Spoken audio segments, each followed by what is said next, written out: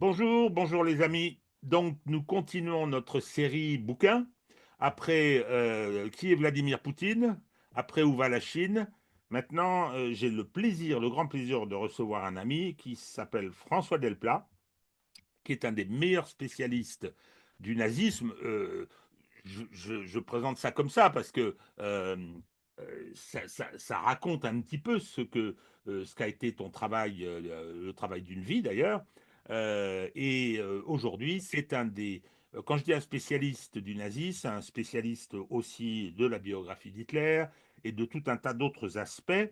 Et il a une parole extrêmement intéressante. Euh, il vient de publier un bouquin qui s'appelle, je crois que Sur c'est ordre d'Hitler. Sous les ordres. Sur Sur ordre ordre, d'Hitler. oui, oui, oui, sur ordre d'Hitler. Excuse-moi, je ne l'ai pas sous les yeux, hein, bien que tu m'as fait l'amitié de me l'envoyer, mais je l'avais déjà lu avant. Et donc, sur ordre d'Hitler, c'est beaucoup mieux que ce que je disais. Et tu as effectivement fait un travail extraordinaire, extraordinaire, parce que tu as dû rentrer dans une série de détails, tu as dû faire des recherches très particulières, et tu t'es intéressé non pas aux crimes de masse commis par Hitler et son pouvoir, mais sur les crimes, je vais dire, ponctuels, individuels. Euh, il a un palmarès de tueurs en série assez impressionnant, des, euh, des meurtres qui sont des meurtres décidés réussis, des meurtres décidés et ratés, des meurtres dont on aurait pu penser qu'ils auraient dû avoir lieu, qui ne le sont pas, avec une thèse en particulier dont on parlera au cours de cet entretien. Voilà, c'est vraiment un boulot extraordinaire. Il y a un côté un petit peu polar, il faut dire les choses comme elles sont, hein. Hitler, tueur en série. Je souhaite aborder les choses sous trois angles. Premièrement, pourquoi est-ce que tu as décidé de faire ce travail? Comment tu as travaillé? Parce que je suis impressionné, je ne te cache pas, parce qu'il a fallu aller chercher. Alors, c'est ton métier, hein, quelque part, et c'est ta spécialité, mais il a fallu aller chercher tout ça. Et deuxièmement, euh, euh, ça c'est le deuxième point, qu'est-ce que ça t'inspire comme réflexion ou comme conclusion sur Hitler? Hitler, il a été décortiqué, il y a eu des biographies, des tas de bouquins, euh, et avec, je veux dire, des approches concernant le personnage, l'homme d'État, les objectifs, etc. Et donc, tu tires de cette étude, de ces meurtres, de ces crimes ponctuels, une approche particulière de ce qu'était cet homme. Et puis enfin, troisième point, qu'on parle un petit peu de ce qui se passe aujourd'hui autour de ces questions euh, d'études du nazisme, sachant qu'on vit une période où on nous ameute beaucoup sur les risques de l'extrême droite. On accuse un peu tout le monde, Trump et Musk par exemple, d'être des nazis. Tout ça est effectivement très confus et oblige un petit peu à regarder comment on instrumentalise euh, l'histoire du nazisme. Voilà. Alors, mon cher François, qu'est-ce qui t'a pris d'écrire un livre policier?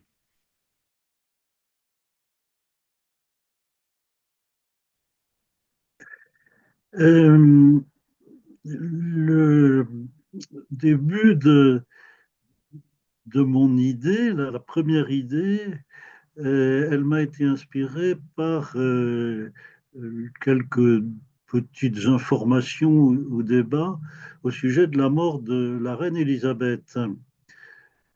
Tout d'un coup, alors qu'on parlait des relations entre la famille royale et les nazis, avec divers membres de la famille ayant des sentiments divers vis-à-vis des nazis, mais très peu hostiles d'une manière globale, on ne voit pas bien qui dans la famille royale se serait opposé à Hitler dans ces années 33, 38 ou 9.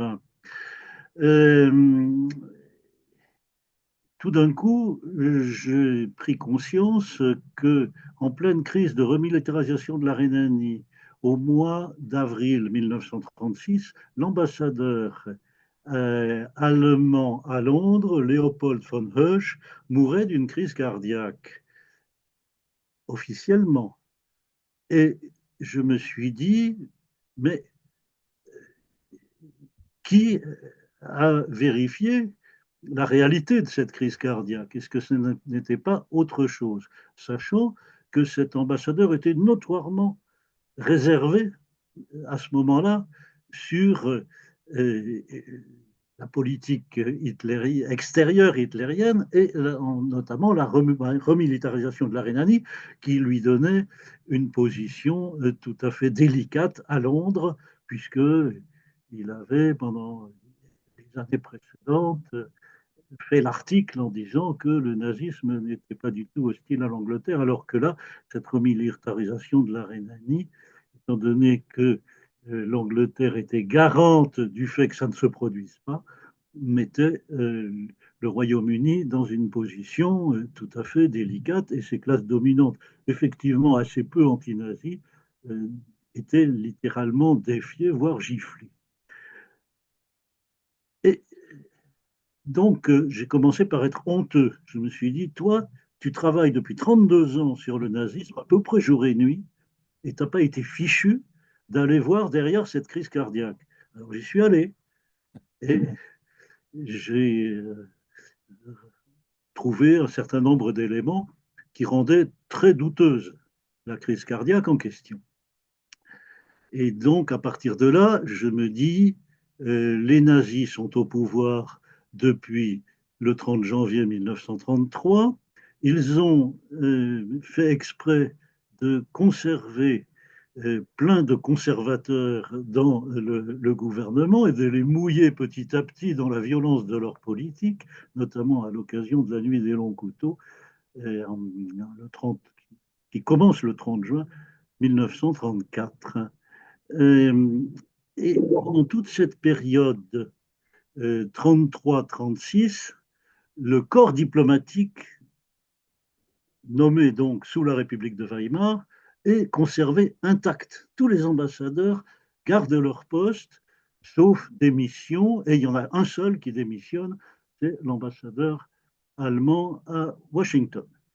Donc, tout ce corps diplomatique reste en place avec l'intention évidente chez Hitler de rassurer le, le monde entier et de faire croire que les rodomontades de Mein Kampf, écraser militairement la France, puis faire la conquête d'un immense espace vital vers l'Est, que ça, bien, le pouvoir avait assagi ce politicien comme beaucoup d'autres, et donc la permanence du corps diplomatique nommé par le régime précédent était apparemment une solide garantie de continuité de la politique extérieure, c'est-à-dire d'une politique assez prudente.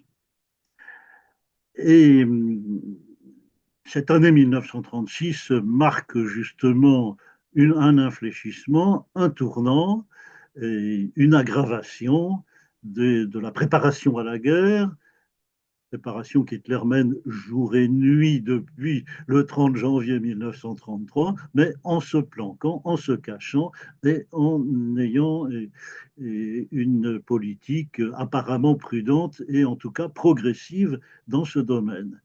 Et à partir donc de là, je me dis, mais ils ont eu 3 ans dans les ambassades pour truffer le personnel diplomatique de leurs agents. L'ambassadeur reste en place, mais on peut très bien lui nommer des valets ou des conseillers ou des fonctionnaires, des salariés divers qui soient très directement liés à Hitler par l'intermédiaire notamment de Himmler et de Heydrich, c'est-à-dire du, d'une officine SS le SD, le Sicherheitsdienst, qui, d'un bout à l'autre de la période, euh, mène des opérations discrètes et secrètes, et notamment souvent des assassinats. Donc voilà, cet ambassadeur qui meurt à 50 ans alors qu'il est connu comme un grand sportif d'une crise cardiaque, eh bien, le SD a très bien pu l'assassiner discrètement, orienter les communiqués, orienter les bilans médicaux et tout ce qu'on veut.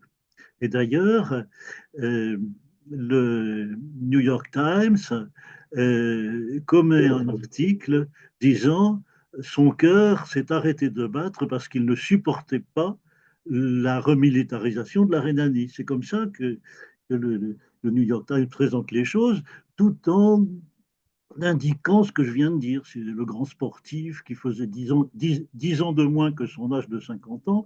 Et là, il se trouve que le lendemain, dans la presse allemande, déjà complètement nazifiée à l'époque, il y a des détails gros comme le bras sur l'état de santé de ce pauvre Léopold von Oesch qui avait fait une crise cardiaque un an plus tôt, qui refusait de se soigner comme de se reposer.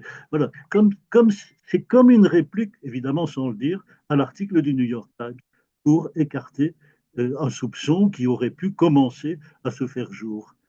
Donc, de fil en aiguille, je constate que il y a deux autres diplomates de premier rang qui meurent dans la même période, en l'espace de 6 mois.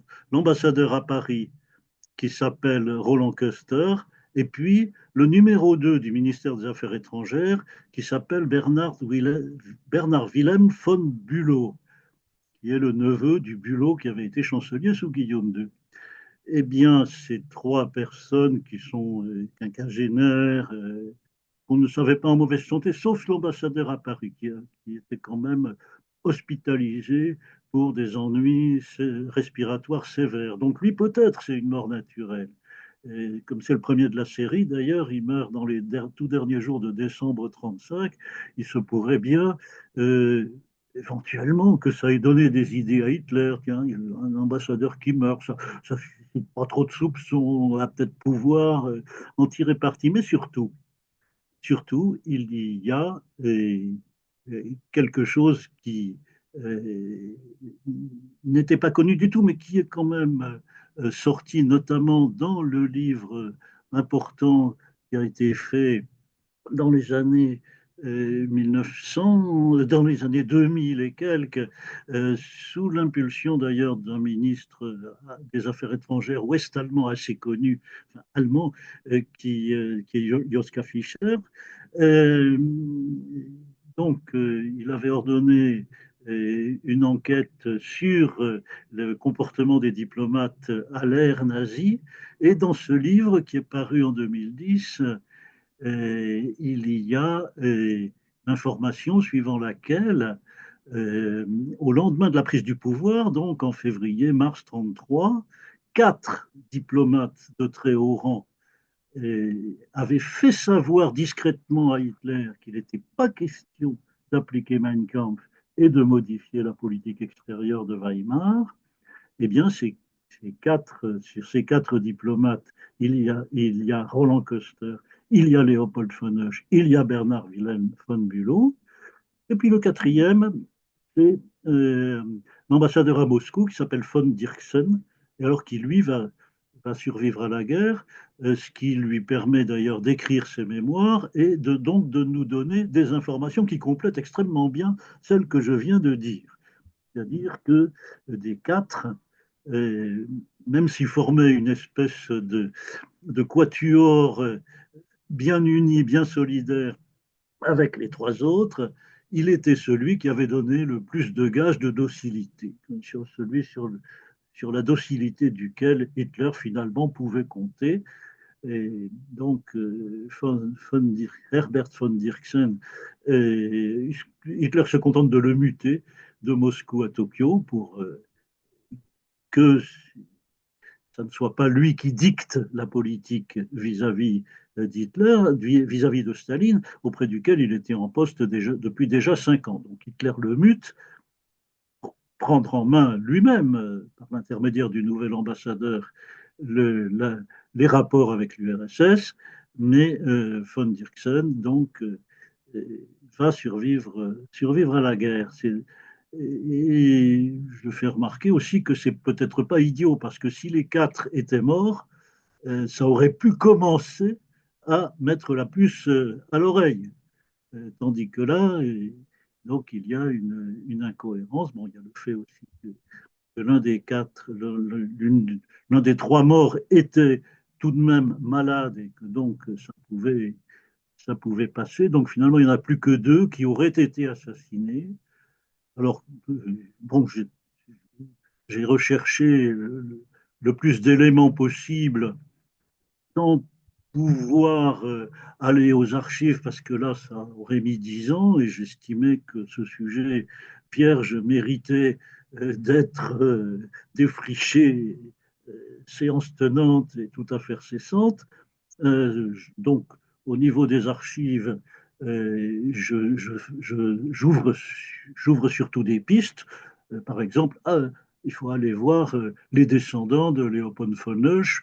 Il doit y avoir des traces de cet état cardiaque délabré ou non. On doit pouvoir trouver des choses. Et là, je laisse ça à mes successeurs, qui pourraient d'ailleurs être moi-même éventuellement, si j'ai l'occasion de mener ces enquêtes-là par rapport au sujet de mes prochains livres. Pour l'instant, je ne l'envisage pas, mais pourquoi pas, si Dieu me prête vie et santé et robustesse cérébrale.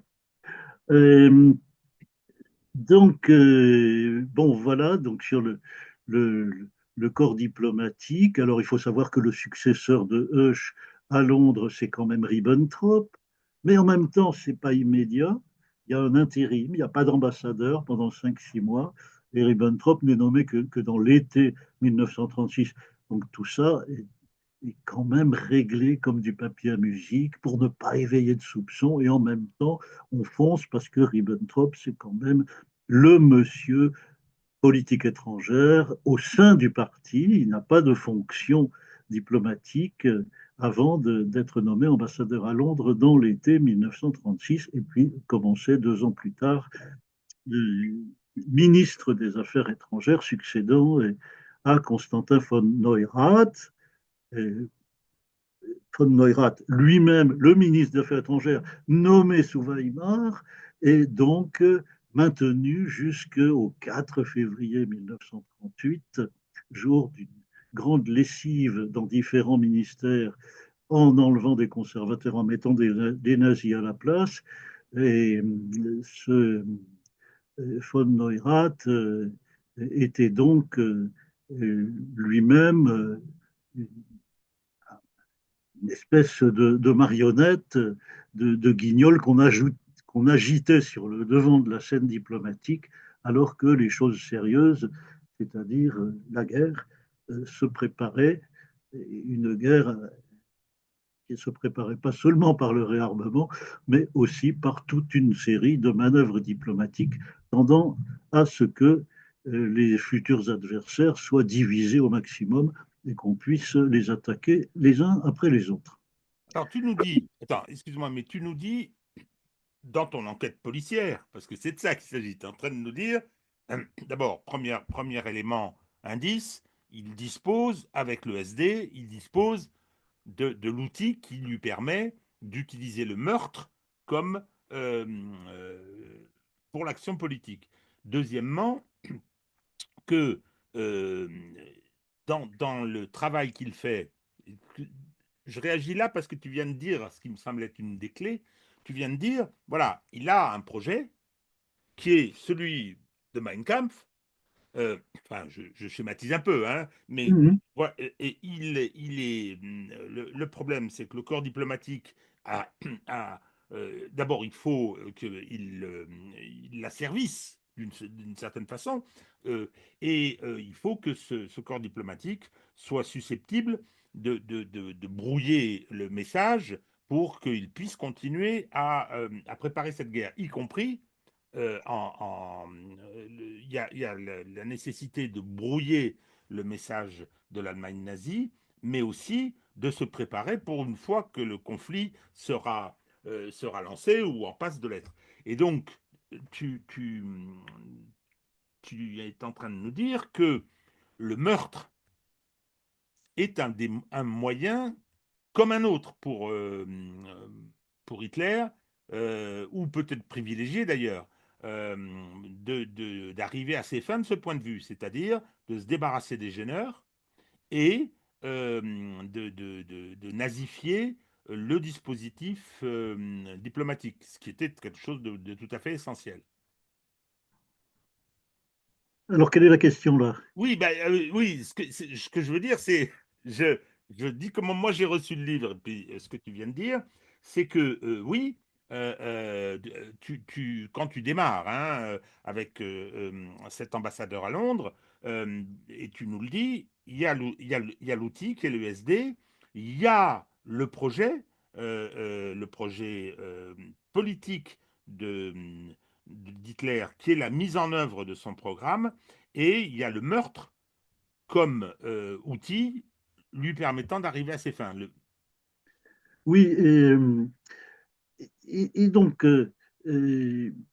non seulement je n'ai pas pu beaucoup utiliser d'archives nouvelles, sauf éventuellement par correspondance, en écrivant à quelques archivistes pour savoir si on avait des informations sur la mort de telle ou telle personnalité.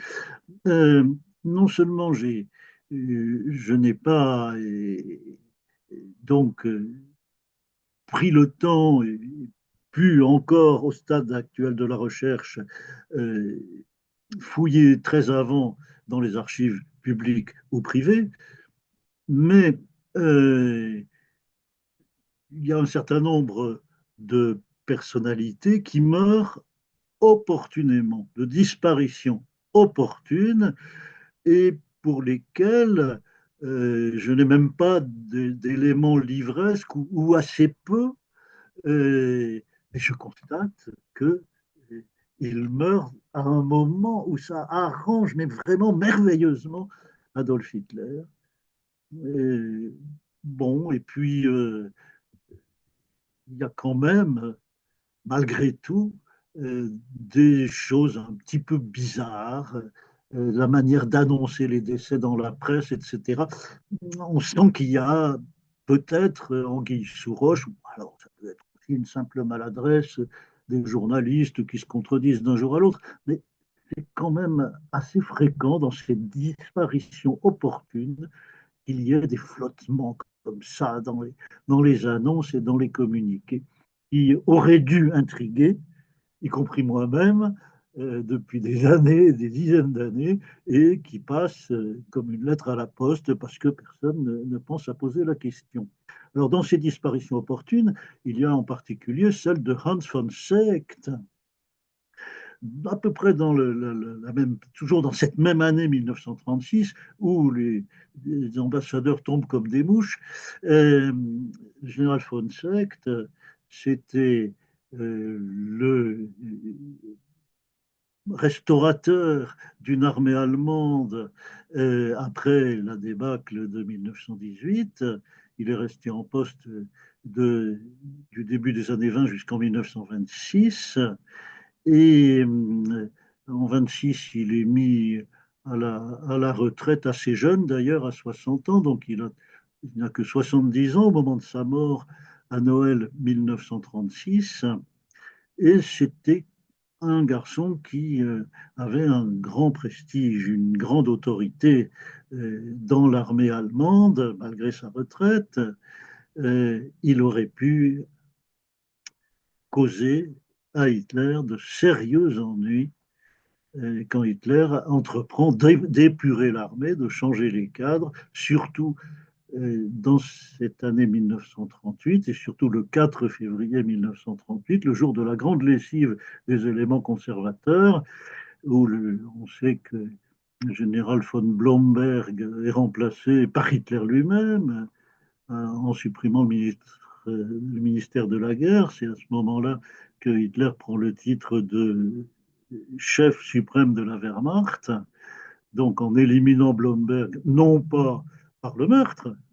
Justement, le meurtre n'est que un élément dans une palette. Il y a aussi, par exemple, des scandales sexuels, et c'est par ce biais-là que Blomberg est liquidé. De même que le chef de l'armée de terre allemande, Heer, qui est le général von Fritsch et qui est compromis lui-même aussi dans un scandale sexuel à ce moment-là pour que les deux soient virés et remplacés le 4 février 1938.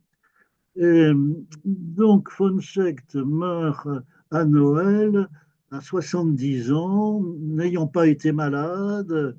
Et tout d'un coup, il tombe en faiblesse et il meurt d'une soi-disant crise cardiaque au bout de 2 jours. Et il a d'ailleurs deux médecins à son chevet. On ne sait pas pourquoi deux médecins.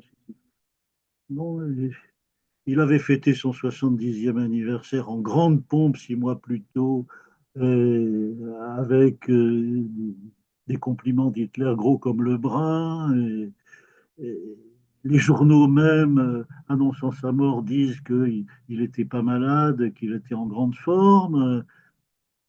Tout ça, bon, c'est extrêmement curieux. Euh, alors, c'est pas forcément des conservateurs qui meurent, ça peut aussi être des nazis. Euh, le... On va commencer par la nuit des longs couteaux. Oui, oui, oui, oui, oui, bien sûr, bien sûr.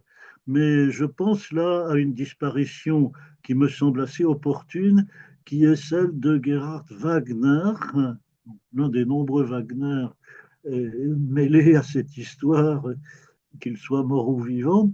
Euh, Gerhard Wagner, donc, c'est le chef des médecins nazis.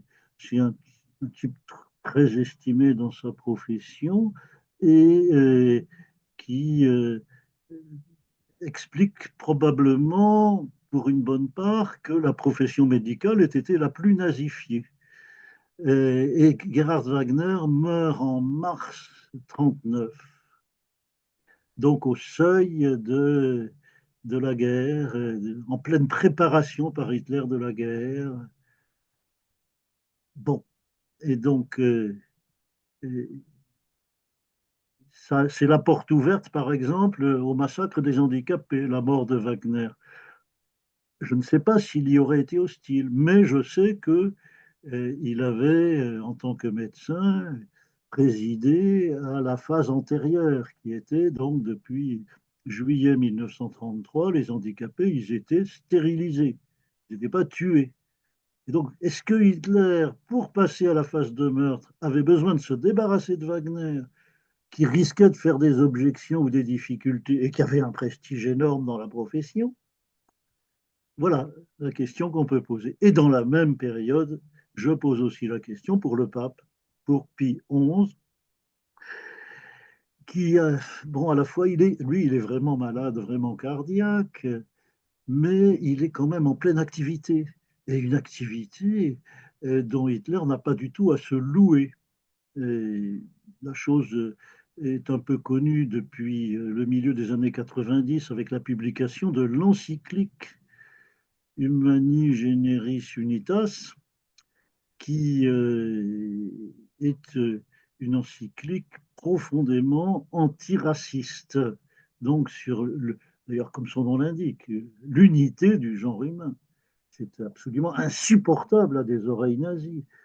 Et donc, son successeur prévisible, hein, pour une fois, le conclave est sans suspense. On sait que c'est Eugenio Pacelli qui va lui succéder, vu qu'il était son bras droit, son secrétaire d'État, et que dans cette période de crise très grande de la planète, déjà en mars 1939, l'Église catholique aura intérêt à une certaine continuité. Donc Pacelli avait servi Pie XI avec docilité, mais on avait pu quand même mesurer sa personnalité, et Hitler avait pu mesurer qu'il serait plus accommodant, plus diplomate que Pie XI, qui avait pris des accents prophétiques contre le nazisme depuis 1936. Le Vatican avait été très mesuré vis-à-vis des dictatures de droite en concentrant son, ses colères contre l'URSS et le communisme, mais la chose, justement, dans les 3 dernières années de la vie de Pie XI, s'était nettement rééquilibrée dans une condamnation un peu symétrique et, et finalement des accents sur le plan simplement religieux qui tendaient à montrer que le nazisme était quelque part pire comme entreprise diabolique. Bon. Alors, dans le travail que tu as fait, dans la liste qui se succèdent à la lecture de ton livre, effectivement, il y a tu viens de parler de la disparition de Pie XI, et puis bon, des diplomates, il y a toute une série de disparitions extrêmement opportunes, voilà, par rapport au projet d'Hitler. Alors c'est plus facile de raconter l'histoire quand on connaît la fin, mais effectivement, c'est que bon, on sait aujourd'hui quelle était son orientation, ce qu'il voulait faire, son projet politique, euh, militaire, etc. Bon, donc ces disparitions sont opportunes et tu t'es penché sur beaucoup d'entre elles et tu as identifié, euh, enfin, je veux dire, des cas plus que troubles, hein, c'est-à-dire que les paramètres d'une enquête normale montrent bien que on n'est pas en présence de morts naturelles, même si elles ont été présentées comme telles. Oui, oui, c'est extraordinaire. Il y a à la fois des constantes, c'est une des choses qui auraient dû mettre la puce à l'oreille des historiens et des observateurs et des hommes politiques aussi, depuis toujours. Il y a des constantes, un certain nombre de modes opératoires En plus. qui se ressemblent, qui se retrouvent. Et puis, il y a quand même une grande variété de procédés. Bon, il y a toute la question de la justice, des tribunaux ordinaires ou extraordinaires, hérités des régimes précédents ou créés spécialement par les nazis. Et donc, ces tribunaux, quand ils condamnent à mort, il y a ensuite le problème des grâces. Et tout ceci, euh, il y a moyen de voir qu'Hitler s'en occupe très personnellement.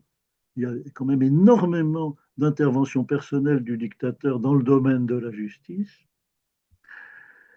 Pour les grâces, il a quelqu'un dans son entourage qui est Philippe Buller, un nazi très ancien, un des tout premiers compagnons d'Hitler, et, et sur lequel il n'existe quasiment aucune étude. Et c'est lui en particulier qui est chargé du dossier des grâces, dans une petite officine, un petit bureau qui s'appelle la chancellerie du Führer. Et donc, il y a beaucoup de documents, donc je les rassemble pour la première fois, qui montrent non seulement qu'Hitler refuse impitoyablement la grâce dans la grande majorité des cas, mais peut aussi l'accorder, et d'une manière intéressante.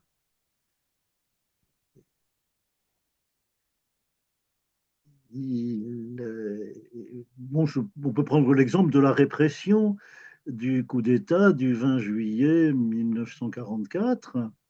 Et On a cette idée que, bon, il y a le tribunal du peuple, le Volksgerichtshof, qui est dirigé par le terrible Roland Freisler.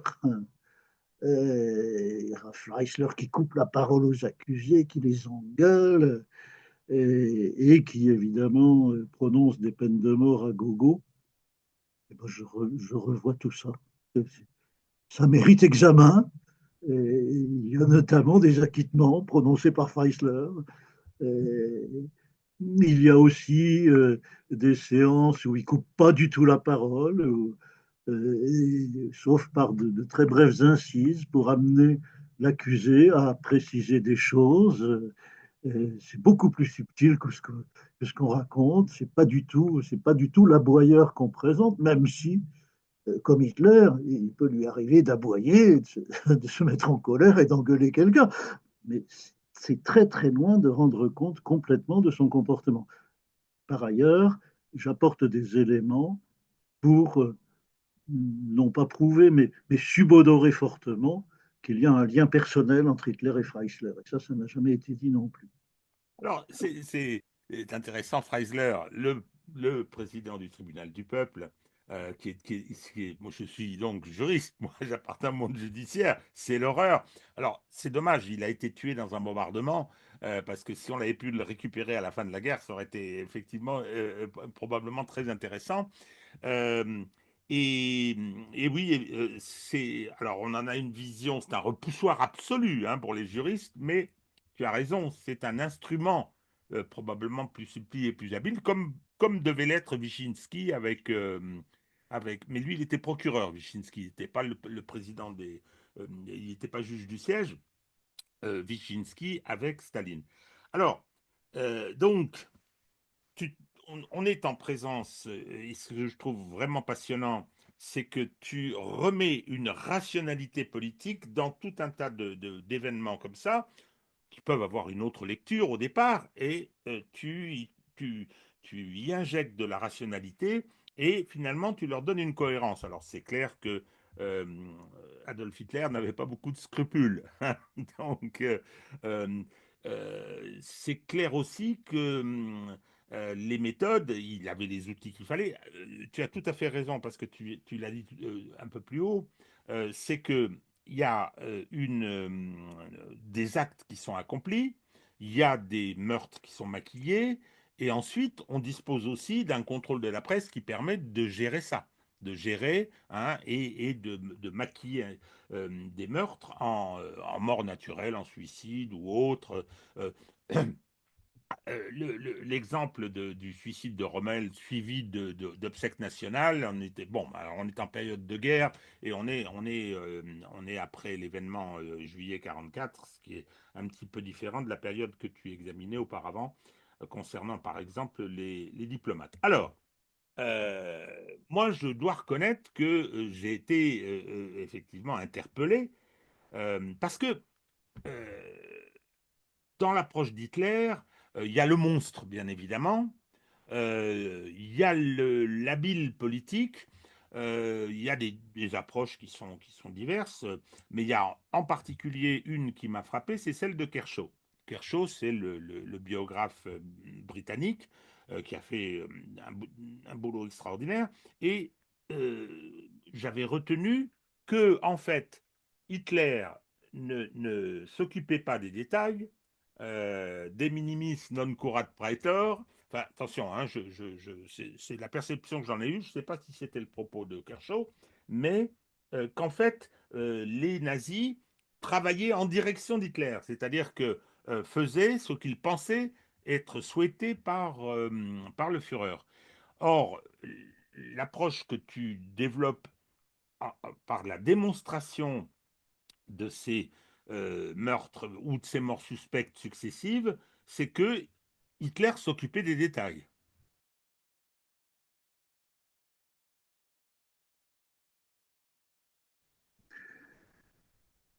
Ça dépend, et je pense que on sous-estime complètement ses qualités de chef. Elles restent à découvrir largement. Kershaw y a contribué, mais de manière encore tout à fait incomplète. Et parmi ses qualités de chef, il y a le fait de savoir déléguer. C'est celui qui ne sait pas déléguer, c'est pas un bon chef dans aucun domaine. Donc, il sait choisir ses collaborateurs, il sait leur faire confiance, mais sur ces meurtres, comme précisément ils ont tous un intérêt politique, et de même les grâces ou le fait de ne pas tuer quelqu'un qui, en bonne logique sauvage nazie, devrait être tué, donc euh, ça dessine une politique, ça terrorise des populations. Hitler a un énorme doigté, d'ailleurs déjà dans la nuit des longs couteaux, pour tuer 1% d'une catégorie afin d'intimider les 99 autres. Euh, et donc, ben là, il est bien obligé de s'occuper des détails. Il est bien obligé euh, d'interdire au SD, notamment au SS, euh, de tuer des personnalités un peu saillantes sans son autorisation. C'était absolument évident. Et là, il y a quand même beaucoup à réviser dans la manière dont l'histoire a été racontée, je dirais, jusqu'à la fin du siècle. Ça progresse un peu depuis l'an 2000. Je peux d'ailleurs là-dessus faire une autocritique concernant la mort de Georges Mandel, donc une des victimes d'Hitler les plus importantes et certainement de sa part une de celles qu'il tenait à faire, mais qu'il tenait à faire au bon moment, pas n'importe quand. On peut suivre à partir du moment où Mandel est captif, c'est-à-dire juillet 1940. On, et donc, là-dessus, j'ai écrit tout un livre déjà en 2008. C'était ma première incursion dans ce domaine. J'étais loin de soupçonner que je ferais quelques années plus tard un livre sur la totalité des meurtres de personnes par Hitler. C'est loin de soupçonner la fécondité du sujet, mais bon, j'ai déjà bien cerné la logique concernant Georges Mandel, avec une énorme progression, une pression constante sur Pétain pour que Georges Mandel soit traité comme ci ou comme ça. Et puis finalement, donc, il est assassiné en forêt de Fontainebleau le 7 juillet 1944. Euh, et moi-même, en 2004, j'ai écrit un livre sur la libération et à ma courte honte, il y a dans ce livre la phrase éternelle qu'on trouvait depuis le début partout. Euh, Mandel est assassiné par la milice pour venger Philippe Henriot, ministre milicien assassiné par la résistance 15 jours plus tôt.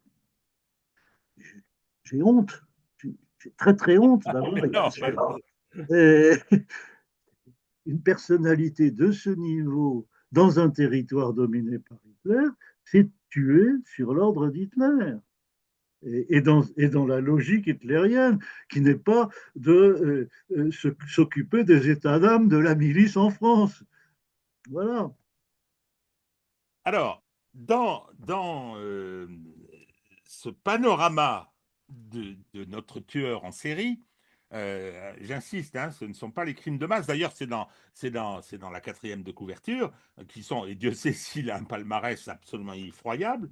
Là, c'est véritablement, ça raconte l'homme, ça raconte le tueur en série, parce qu'il y a à chaque fois des impératifs politiques, parfois assez subtils, assez fins. Et ce que tu as dit tout à l'heure, c'est que c'était un grand chef politique, alors qu'il avait des objectifs politiques épouvantables, mais c'était quelqu'un qui, par exemple, fait le pari, après l'échec du putsch euh, euh, des années 20, qui fait le pari de la prise du pouvoir contre pas mal de gens de son camp, de la prise du pouvoir par les voies légales. Hein, qui est quand même une de ses réussites politiques, quoi. Je veux dire, c'est un succès.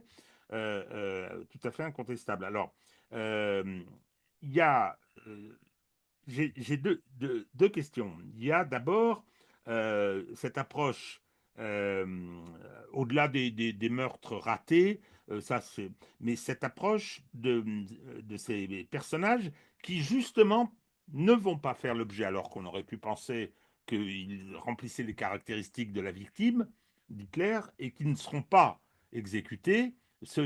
Tu en tires des conclusions ou en tout cas des réflexions sur ce que ça raconte de la volonté d'Hitler à ce stade. Oui, le meilleur exemple, c'est probablement ce qui se passe en Tchécoslovaquie, enfin, dans la partie tchèque de la Tchécoslovaquie, qui est tombée au pouvoir des Allemands à la mi-mars 1939, qu'ils ont rebaptisé Protectorat de Bohême-Moravie. Et là, c'est extrêmement intéressant, notamment pour ce qui est des rapports entre Hitler et le SD, et le chef du SD qui s'appelle Heydrich. Euh, le Neurath dont on parlait tout à l'heure, ce conservateur, est gardé comme un cache-sexe au ministère des Affaires étrangères jusqu'au 4 février 1938. Il est nommé un an plus tard protecteur de Bohême-Moravie et il a un, un chef SS à ses côtés qui s'appelle Karl Frank et qui est chargé d'encadrer la population et de la surveiller. Et, et Karl Frank traque un peu les résistants, forcément. Il y a un tel hold-up sur la Tchécoslovaquie, qui était jusque-là un bastion anti-nazi, que il y a forcément plein de gens qui ne sont pas contents. Et donc, ces gens sont traqués par Karl Frank et les SS et le SD. Et, et Neurath met la pédale douce. Et il y a des arbitrages entre Hitler et Karl Frank qui sont en faveur de Neurath, pour ne pas trop réprimer. Il y a même un ordre, un document signé Hitler qui demande au ministre de la Justice, Gürtner, d'éviter les condamnations à mort de résistants en Bohème-Moravie. Voilà, ça c'est un document absolument imparable. Et ensuite, il y a un épisode Heydrich, quand la résistance commence à prendre forme vraiment, comme dans toute l'Europe, euh, dans l'automne 41, puisque l'URSS tient face à la Wehrmacht, ça donne des idées aux résistants, pas seulement en France, pas seulement au colonel Fabien et au métro Barbès, c'est dans toute l'Europe occupée. Les gens se disent, mince, on peut quand même pas laisser les soviétiques comme ça tout seuls affronter le problème, et on est vraiment très lâche si on ne fait rien. Voilà. Je ne dis pas que tout le monde se dit ça, mais il y a les premiers résistants, je dirais la première résistance véritablement organisée et quelque peu militaire, naît à ce moment-là, dans, dans l'élan de la résistance soviétique. Alors, je t'interromps une seconde, François, là-dessus, parce que c'est une question qui est assez importante et très, très polémique. Les communistes français n'ont commencé à se battre qu'après le 22 juin 41. C'est exact. Hein, ils sont passés très rapidement à la lutte armée. Dans beaucoup de pays, il y a eu les consignes de l'international communiste, bien évidemment, avec les partis qui étaient clandestins d'ailleurs. Hein. Mais moi, je me rappelle dans ma propre famille qu'on ne peut pas soupçonner de sympathie communiste, ou la génération de mon père, et mon père lui-même me racontait que l'entrée en guerre de l'Allemagne contre l'Union soviétique et la résistance qui les a surpris. Hein. Et donc, euh, avait donné une espèce de bouffée d'air et que, effectivement, avait stimulé la résistance, y compris chez des gens qui étaient profondément anticommunistes, ce qui était le cas de ma famille, hein, et de mon père et de mes oncles. C'est imparable, ça, cette donnée-là. Donc, bon, c'était juste faire une petite parenthèse sur cette polémique. Et Alors, oui, alors, au moment donc où la résistance tchèque prend forme en Bohême-Moravie, à ce moment-là, Hitler envoie Heydrich. Euh, Pas comme protecteur, pas comme successeur de Neurath. Neurath est mis en congé de maladie à ce moment-là. Il voudrait démissionner, Hitler l'en empêche, donc il faut le garder encore comme, comme potiche. C'est son destin à ce pauvre Neurath. Ça lui vaudra d'ailleurs sa condamnation à Nuremberg, qui de ce point de vue-là est assez méritée, 15 ans de pour le prison. moins. Euh, et donc on lui met Heydrich comme protecteur adjoint, et Heydrich, immédiatement, euh, met en état d'arrestation le Premier ministre qui s'appelle Alois Elias et le maire de Prague qui s'appelle Otakar Klapka, et il les fait rapidement par un tribunal condamné à mort. Eh ben, Hitler lui refuse. Il lui accorde l'exécution du maire de Prague, de Klapka, et lui refuse l'exécution de Elias. Et on a deux, trois lettres de Heydrich pressant Hitler en disant mon Führer, j'en ai besoin pour ma politique répressive, pour terroriser la population. Et Hitler refuse. Et finalement, Elias va être fusillé au lendemain de l'assassinat d'Heydrich. Parce que là, il faut serrer la vis.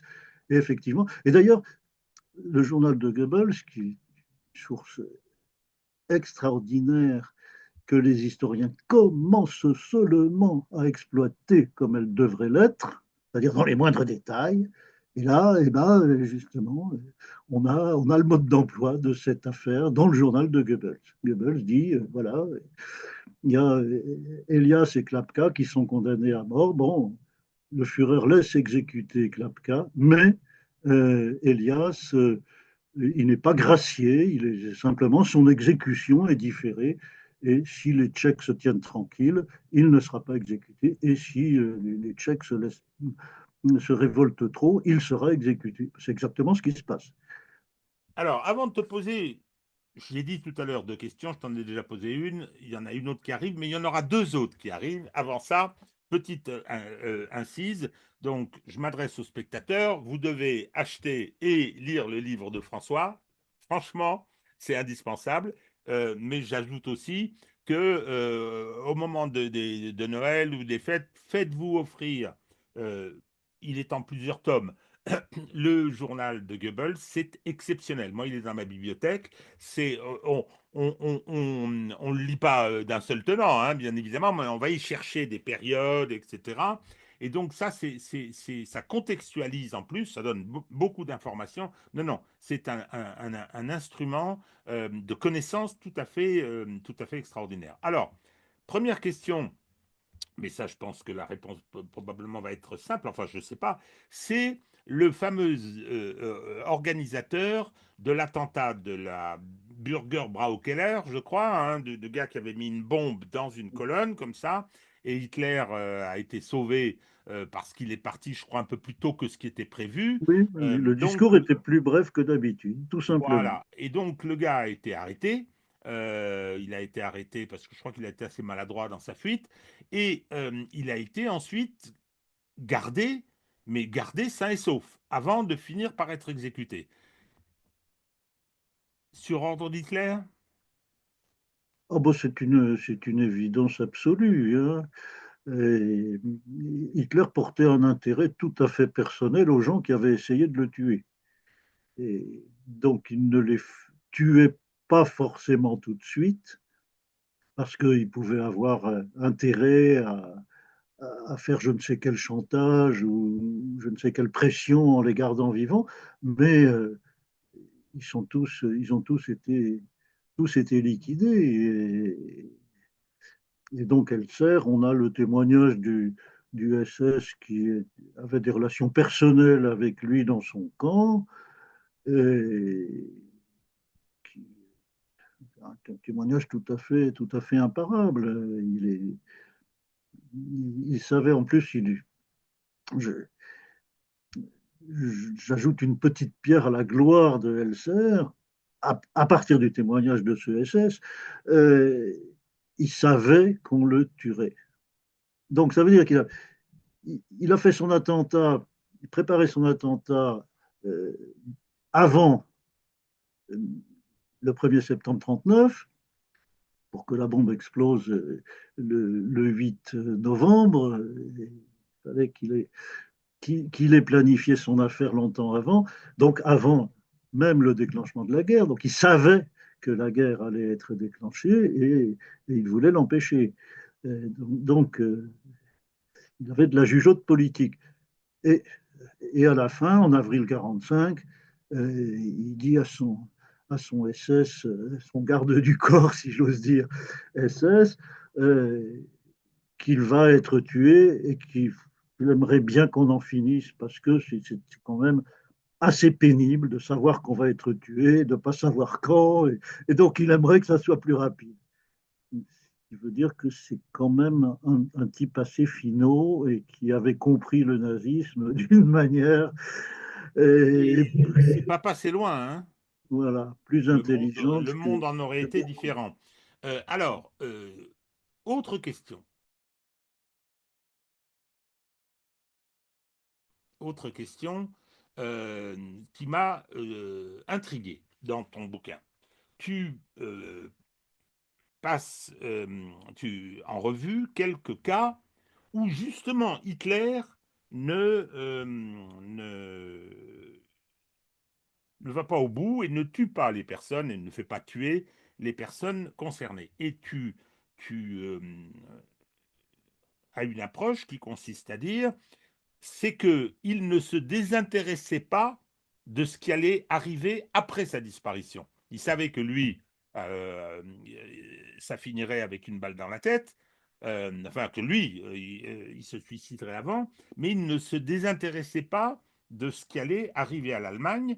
Donc, il voulait laisser en place des gens qui auraient été susceptibles, et on pense à ces dirigeants français, on pense à Blum et autres, enfin, on pense, tu penses, et donc, ça vient contredire un petit peu une image qui est celle qu'on a dans La Chute, par exemple, le film, et puis dans plein d'autres endroits, où on dit que en fait Hitler disait le peuple allemand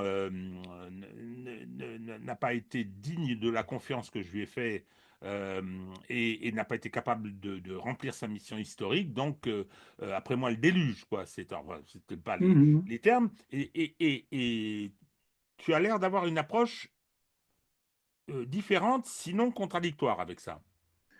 Ah oui, tout à fait contradictoire. D'ailleurs, ça ne s'appuie que sur un document, un témoignage d'un garçon particulièrement douteux qui est Albert Speer.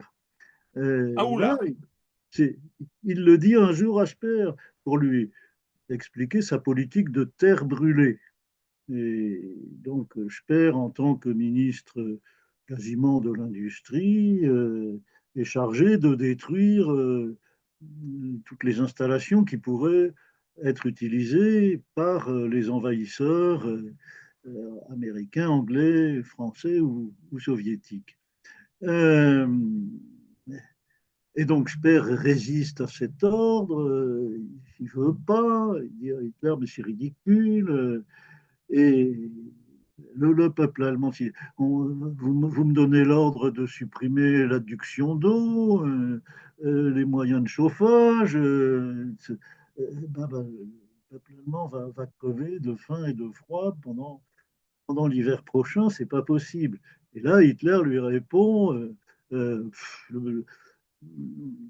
les Slaves finalement s'avèrent supérieurs, et ben tant pis, le peuple allemand m'a déçu, etc.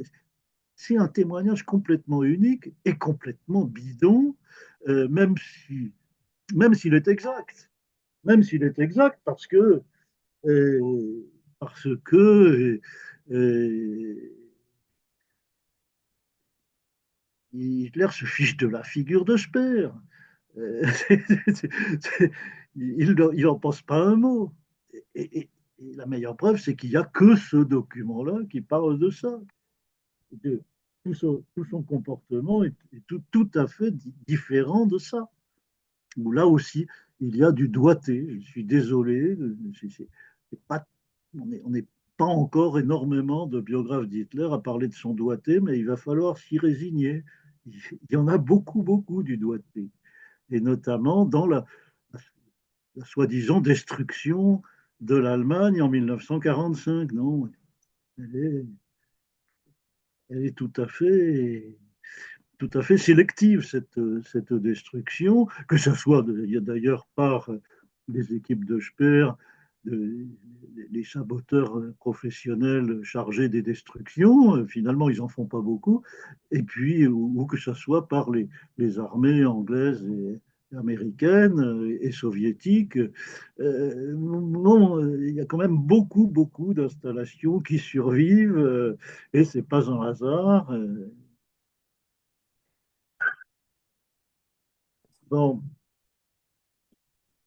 Attends, je coupe au montage. Tu as un petit souci avec ton appareil? oui, oui, oui, oui, non, ça va. Bon, alors, je te propose qu'on passe maintenant un peu à notre actualité sur le retour des sœurs ombres, comme je l'écris parfois, c'est-à-dire en fait l'instrumentalisation de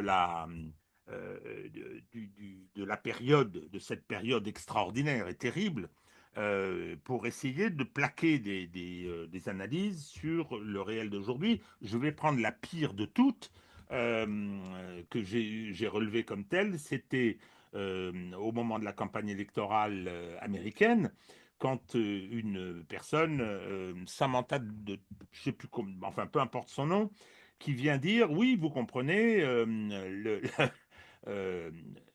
Donald Trump, c'est le nouvel Hitler, regardez, il fait sa campagne électorale en En allant de avion. ville en ville en avion, hein, comme le faisait Hitler. Non, mais je veux dire, à ce niveau de bêtise, bon, il y a une instrumentalisation quand même, et puis bon, on va citer son nom, il y a Chapoutot qui est un tout à fait non seulement respectable, mais qui a une compétence indiscutable sur cette question, sur le nazisme, euh, mais qui intervient beaucoup en, alors, en disant, là, dans les derniers temps, mais avant, c'était encore plus net, en faisant un parallèle entre les années 30 et la montée des fascismes, parce qu'il ne faut pas oublier qu'il y avait le nazisme en Allemagne, mais il y avait une forme de fascisme en Espagne, en Italie, en Hongrie, enfin je veux dire en Pologne, c'était quelque chose Et il y avait surtout,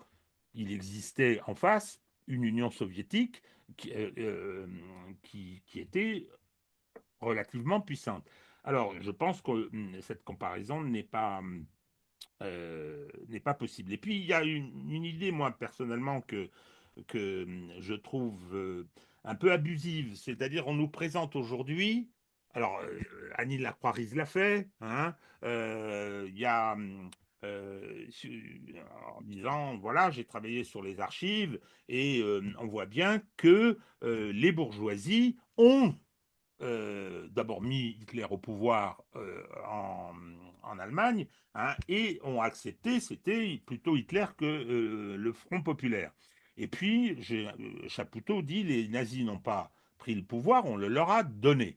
Bon, très bien, mais c'est une vieille histoire. Moi, je suis désolé, je reviens sur l'idée, enfin sur le slogan, plutôt Hitler que le Front populaire, c'est devenu un lieu commun, effectivement, hein, sur le rôle dans un contexte international complètement différent, sur le rôle des grands intérêts, des bourgeoisies, d'avoir recours à des régimes ultra-autoritaires, voire des régimes de terreur. Donc, qu'est-ce que tu en penses, toi, de cette instrumentalisation aujourd'hui, où on nous dit, bah, effectivement, on nous présente euh, Marine Le Pen chez nous, ou Donald Trump et Elon Musk comme finalement des gens qui sont les outils euh, permettant de mettre en place des régimes autoritaires. Autant je pense que le patronat est prêt à tout pour empêcher les exploités de se révolter. C'est une banalité de dire ça.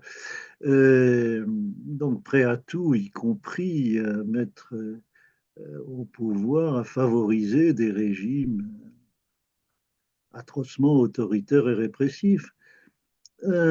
Autant, c'est pas comme ça que ça se passe en janvier 33. Et,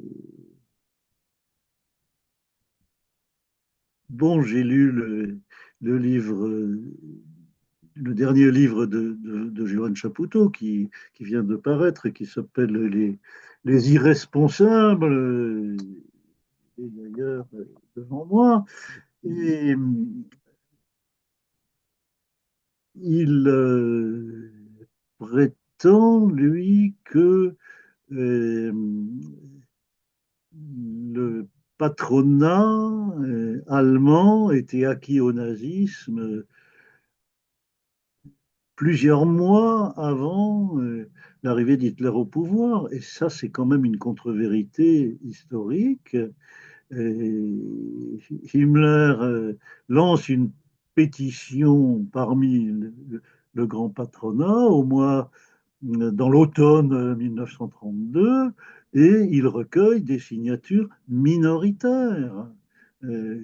Krupp en particulier n'est pas spécialement pro-nazi à ce moment-là. Il le devient le 20 février 1933, donc entre la prise du pouvoir et l'incendie du Reichstag. Euh, voilà, donc Chapoutot a tendance à dire que bon, l'historien américain qui a mis en cause cette théorie suivant laquelle le patronat mettait Hitler au pouvoir, qui s'appelle Henry Ashby Turner, dans les années 70. Bon, ben Turner, c'est pas pour rien qu'il est américain, il sert lui-même les intérêts du capital. Non, c'est pas sérieux. Non, non, non, non. Non, je reste partisan de la mise au point de Turner qui me semble imparable. Le patronat allemand, on a quelques archives, on a des archives sur les subventions qu'il accordait aux partis politiques et jusqu'au bout, il en donne plus aux socialistes qu'aux nazis, par exemple. Bon, ben, tout ça est imparable. Et, et donc, il y a un facteur euh, qui est négligé, dont je parlais pendant toute cette émission, c'est l'habileté d'Hitler et son doigté. Euh, et puis, parmi cette habileté, il y a aussi le, l'exploitation d'une image de faiblesse. Hein, c'est pas quelqu'un qui montre ses biceps, ses muscles et qui dit maintenant vous avez intérêt à m'obéir.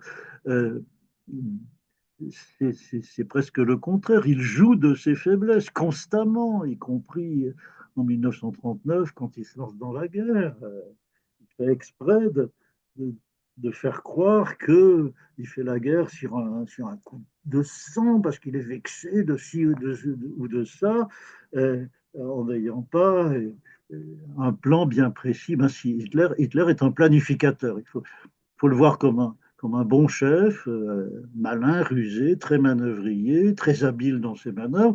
Et il faut le voir aussi, et peut-être surtout, comme un planificateur. Il avance masqué avec des projets sur des années.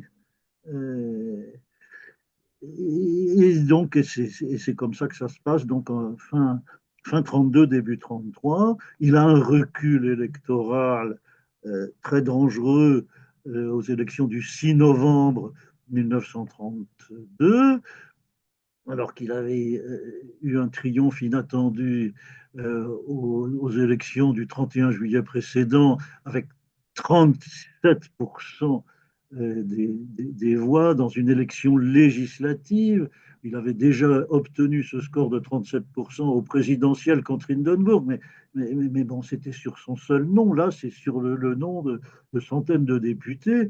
Et donc, stupéfaction mondiale, il avait obtenu ce score de 37%. Alors il chute, il y a une nouvelle dissolution, il chute à 33% le 6 novembre. Et dans le monde entier, on dit c'est le début de la décrue. Oui. Et lui-même, d'ailleurs, le reconnaît. Léon Blum le dit, oui. Et donc, Léon Blum dit Hitler est non seulement exclu du pouvoir, mais de l'espérance du pouvoir. Eh bien, Joanne Chapoutot, il n'a pas jusqu'à le dire dans son livre, mais il l'a dit dans une interview il y a quelques mois. Euh, En novembre 32, les nazis sont foutus. Et c'est donc les conservateurs qui vont regonfler ce cadavre, qui vont les ressusciter. Enfin, quand même, 33%, j'en connais beaucoup qui s'en contenteraient. Et, et donc, non, en revanche, lui-même redoute que ce soit le début de la décrue. Il est même au bord du suicide. Euh, mais il se ressaisit et il va jouer de sa faiblesse. Il va dire, bah, tu vois, moi, il va le dire lui-même à Papen, bah, tu vois, moi je suis foutu, hein, donc tu vas me regonfler. Et, elle est là, l'habileté hitlérienne. C'est pas un Papen autonome qui fait ça. C'est Hitler qui va le tenter à la manière de Satan dans les religions chrétiennes.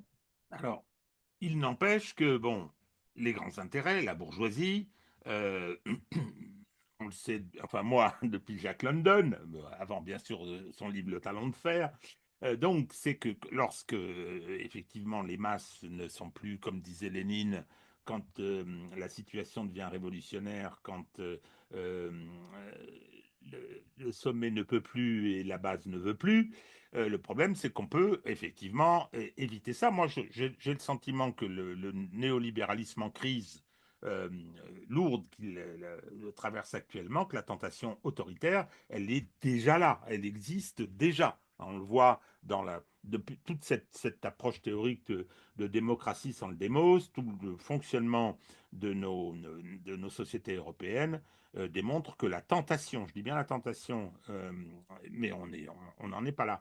Moi, je suis de ton avis. Je trouve que l'instrumentalisation, finalement, du repoussoir absolu que représente le nazisme, il ne faut pas que ça change, mais comme étant effectivement, ayant été amené directement au pouvoir par les Bolloré de l'époque, est une façon d'instrumentaliser à des fins de subjectivité politique immédiate que je trouve ça personnellement assez déplaisant. Mon cher François, euh, on a effectivement non pas fait le tour de la question parce que tu as dit que tu y avais consacré 32 ans de ta vie nuit et jour. Hein. Moi, c'est une question, c'est pas ma spécialité, je ne suis pas historien, mais clairement, comment dire, cette période, l'histoire en général, mais cette période en particulier, est tout à fait extraordinaire et elle est porteuse de tellement de leçons donc que je m'y intéresse beaucoup. Et c'est la raison pour laquelle j'ai souhaité qu'on puisse avoir cet entretien. Voilà, eh bien écoutez, là je m'adresse à nos spectateurs. Merci d'avoir été attentifs.